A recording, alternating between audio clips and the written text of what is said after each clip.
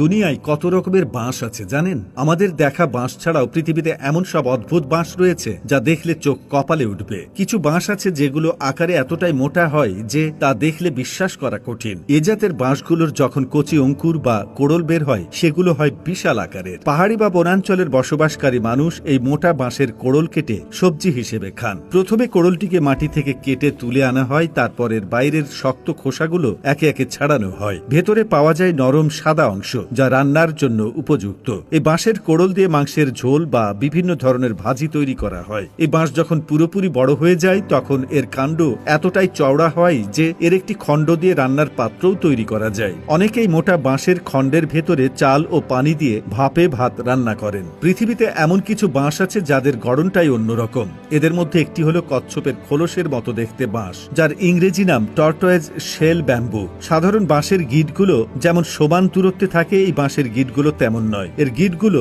বাঁকা ও অদ্ভুতভাবে সাজানো থাকে, যা দেখতে অনেকটাই কচ্ছপের পিঠের মতো লাগে। এই বাঁশগুলো বেশ দুর্লভ এবং বাগানের সৌন্দর্য বাড়ানোর জন্য লাগানো হয়। বন্ধুরা, যেহেতু আপনি ভিডিওটি দেখছেন তার মানে আপনি পেজের একজন সম্মানিত সদস্য।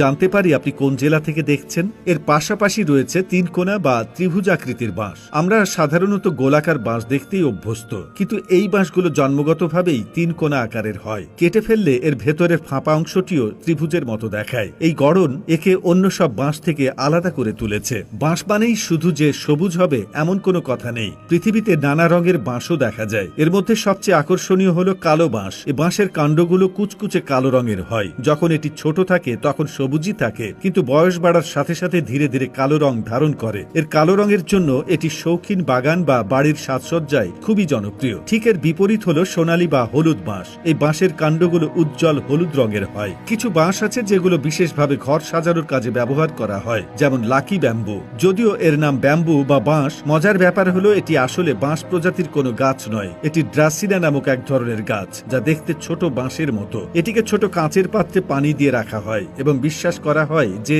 এটি ঘরে সৌভাগ্য নিয়ে আসে। এর পাশাপাশি বামুন বা বনসাই বাঁশও খুবই জনপ্রিয়। এ জাতের বাঁশগুলোকে ছোট টবে বড় করা হয় এবং ছেঁটে সুন্দর আকার দেওয়া হয়। এর মধ্যে একটি হলো বুদ্ধাস বেলি ব্যাম্বু। এই বাঁশের গিঁটগুলো ফোলা ফোলা হয়। ঘরের কোণ, পড়ার টেবিল বা বারান্দায় খুব সুন্দর দেখায় এই বাঁশগুলো দিয়ে সাজালে। বাঁশ শুধু অদ্ভুত গড়নের জন্যই নয়, মানুষের জীবনের সাথে গভীরভাবে যুক্ত। কোনো অঞ্চলে বাঁশ দিয়ে তৈরি হয় ঘরবাড়ি, কোনো অঞ্চলে হয় আসবাব। কারো কাছে এটি খাবার, কারো কাছে সাজসজ্জার উপাদান, কারো কাছে আবার শিল্পের ক্যানভাস। এত রকম বৈচিত্র্য এক গাছের ভেতর একসাথে পাওয়া সত্যিই অবাক করার মতো। আমরা যতই পরিচিত ভাবি, প্রকৃতি আসলে কখনো পুরোটাই নিজেকে খুলে ধরে না। পরিচিত সেই বাঁশ গাছের মাঝেই লুকিয়ে আছে কত অজানা রূপ, কত বিস্ময়ের গল্প। আর এই গল্পগুলোই মনে করিয়ে দেয় পৃথিবী আসলে এখনো আমাদের জন্য এক বিশাল আশ্চর্যের ভাণ্ডার।